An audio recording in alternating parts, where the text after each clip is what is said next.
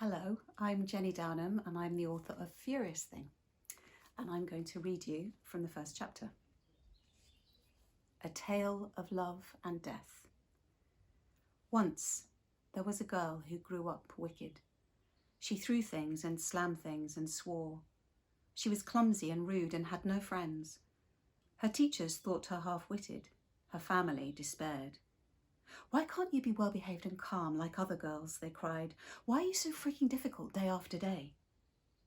The girl didn't know the answer. Her family tapped their feet and shook their heads disapprovingly, trying to work her out. "I'll change," the girl said. "I'll be good from now on, I promise." She wanted it to be true. She wanted her family to love her. But fury sat in her belly like a vicious snake. And some promises are hard to keep. 1. I ran into the yard to hide. I'd been there for over 10 minutes and thought I was going to get away with it when Mum came out of the apartment and down the steps. I tried my best to be invisible, but when she walked across the lawn, she saw me. She said, "Get down from the tree and come and apologise right now." Is he angry? We both are. Is he going to ground me? I don't know, but you can't speak to people like that and think nothing's going to happen. I didn't mean to. The words just fell out. Is that right? She held out her hand to tick them off. You hope tonight's going to be a disaster. You hope the guests get food poisoning. You have no intention of coming to the party and we can all piss off. Those words just fell out of you, did they? I spread my fingers to touch a black velvet leaf bud. If I were a leaf, nothing would be expected of me. Mum said, "Pretty hurtful, wouldn't you say?" I peered down through the branches to look at her. She was wearing yoga pants and a t-shirt. She had an apron tied round her waist and her face was flushed. I melted, looking at her. I'd promised to help get things ready and all I'd done was cause trouble. "I'm sorry, Mum." She smiled wearily up at me. "I know you're disappointed Cass isn't coming, but you can still have fun without him. Think of all the delicious food and how amazing the yard's going to look with the lights and everyone dancing." But the only person I wanted to dance with was Cass.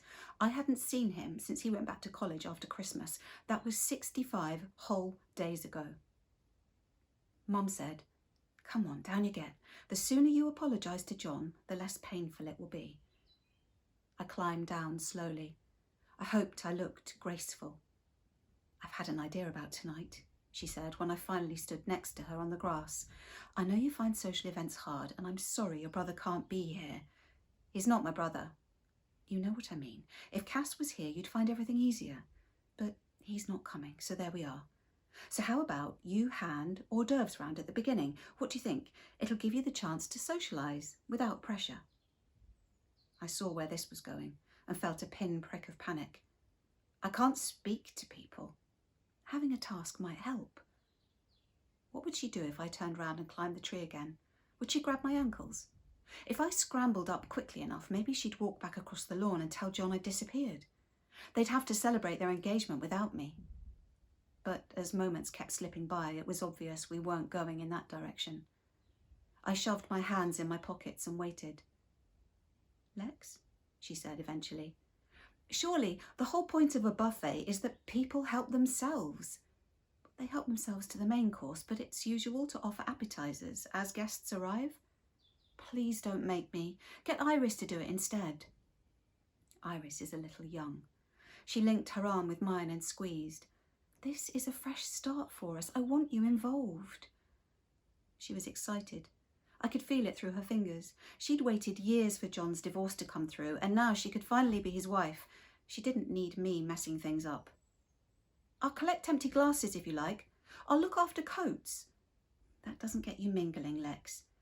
"Honestly, Mum, me walking around with trays of food is going to be a disaster. You know it is." "I don't know anything of the sort." I'd trip. I'd spill stuff. I'd forget the names of the hors d'oeuvres. "What's this?" people would ask, pointing at something on my tray, and they'd expect a sensible answer, and I'd stand there mumbling nonsense, and they'd look at me weirdly, and I'd get so mad I'd fling the tray on the grass and stomp off. John's glossy co-workers would discover what he already knew, that I was an idiot with a terrible temper. Someone was bound to ask him, "Is this girl anything to do with you?" And then there'd be that awful disappointed look on his face as he said, "Alexandra is going to be my stepdaughter." Mum kissed the top of my head. I don't know why. Maybe she was wishing me luck, or maybe she was letting me know that even though I was a nightmare, she still loved me. I said, "I'm angry with Cass." Mum nodded. "I know. I texted him from my bedroom earlier. You awake?" He took 37 minutes to text back. "Am now." "Still not coming?" He said no. He said sorry and that he'd make it up to me. I wanted to ask how he planned on doing that, but I didn't. I switched my phone off instead. Mum took my hand as we walked back to the apartment. "You'll get used to him being gone one day, Lex." She didn't guess it at all. I was 8 when I first met Cass, and he was nearly 11. Mum was already pregnant with Iris, so making a new family was a fait accompli, which means you get no choice.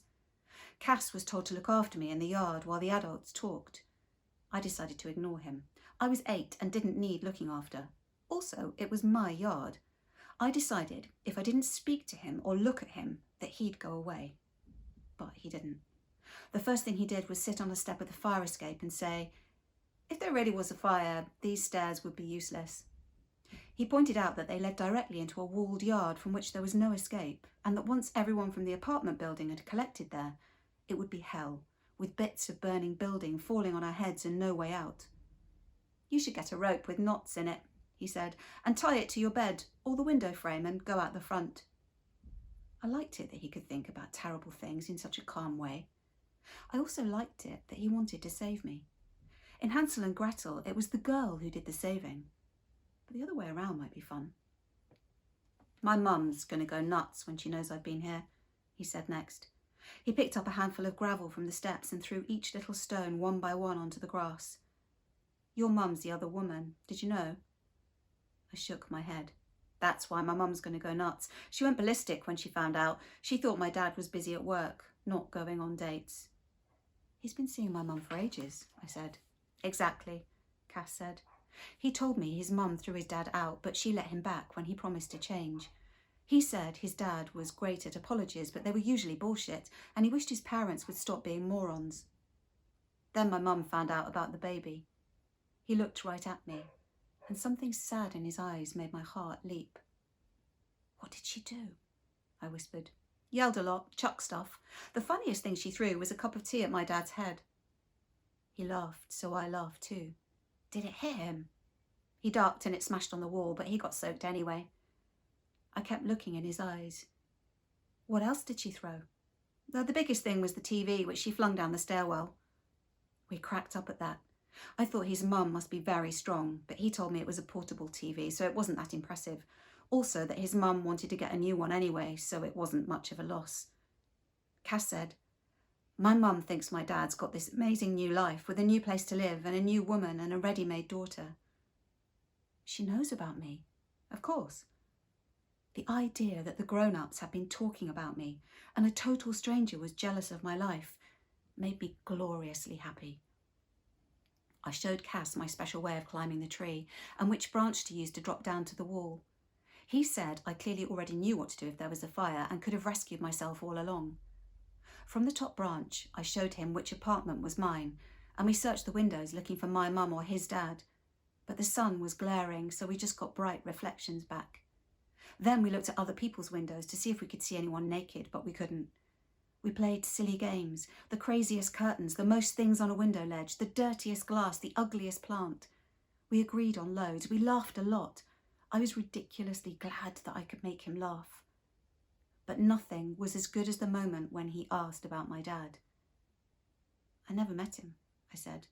"He dumped my mum when she got pregnant with me." Until then, I hadn't felt the smallest bit pleased about never having known my dad, but saying it out loud was like giving Cass an important gift. He whistled low and long, then he took my hand and squeezed it. "Adults really piss me off," he said. It was like we'd cut our fingers with knives and become bound.